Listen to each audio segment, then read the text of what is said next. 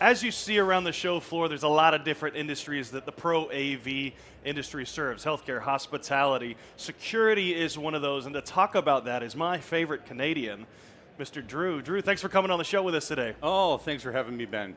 You know, Drew, what's interesting is if you look around, you see a lot of the logos hanging from the ceiling. It's the same logos you might see at a security show like ISC, GSX. A lot of the names are similar, but I'm curious, how are you seeing from an integration standpoint those two industries crossing over? So I've been in the AV industry for about 30 years now, and the past 3 years I've joined Paladin Technologies, and they've joined, and part of that is, they've got a heavy presence on the security side. So what I've come to learn in those 3 years is the audio, visual, and the security are very similar as far as the transport, but when it comes down to the security protocols, the level of security required for all the different components, the regulations that are required, that's probably the key differentiator there. You know, one of the things that jumps out too, we talk about kind of expanding beyond just the AV or the IT department. Security brings in facilities management, CSOs, CTOs, all sorts of different places. How do those stakeholders contribute to the buying process in the security industry? Yeah, so when it's just AV, most of the time we're dealing with just the technology manager. So, you've just got a single stakeholder. But when you're dealing with security, there are additional layers, or additional stakeholders, including like the authority having jurisdiction. So whether that might be, the city or the country, whatever those regulations are for the security level.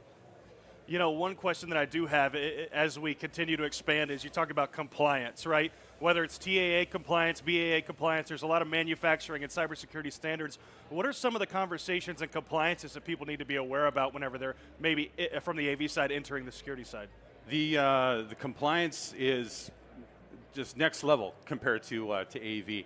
You would not believe the amount of restrictions, even according to how the data is transported. So, we can't have data leave the country, or we can't have data leave the facility, for instance. So there's so much, stricter control over where that information is being, transported, where it's being shared to. Well, and how does that translate to the buying process, right? With those layers of compliance and approvals, does it expedite things? Does it bring in a lot of stakeholders maybe outside of the core buying and purchasing decision? Does it extend procurement? I mean, how does that impact the buying cycle in the security industry? So just like in AV, there are a ton of different manufacturers out there. It's the same thing in security. There are an absolute ton of different manufacturers. Each one of those manufacturers, how they integrate with each other, that becomes a little bit of a challenge on the security side of things. So how are these devices all going to communicate with each other? You know, Drew, last question. Whenever we think about, the manufacturers that you mentioned who are crossing over from AV into security, what are some of the things maybe as an integrator you would ask for from a manufacturer? Because you've got a heck of an audience here. What are some of the things that you would make the ask for? The one great thing about Avixa and Infocom is there is this international standard, the CTS, the CTSI, the CTSD, and now the Audiovisual Network Professional, the ANP.